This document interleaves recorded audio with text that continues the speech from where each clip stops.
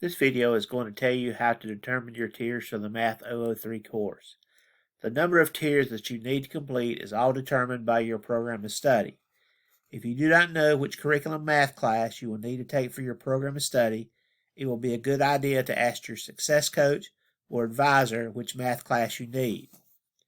What I recommend you do is fully watch this video first, and then you need to print out the How to Use the Math 003 Transition Course handout.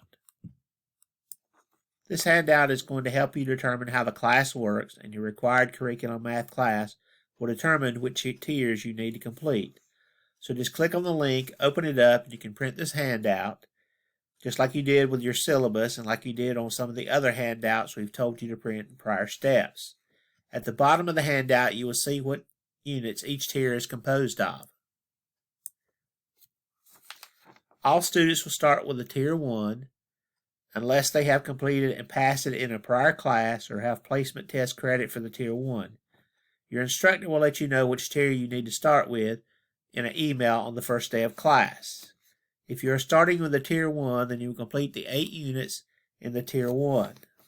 Some of you, based on your program of study, will need to complete the Tier 2, and some of you, based on your program of study, will need to complete Tier 3. What you need to do is check with your success coach or program advisor to see which tiers you need to complete in this course, and then let your instructor know this information.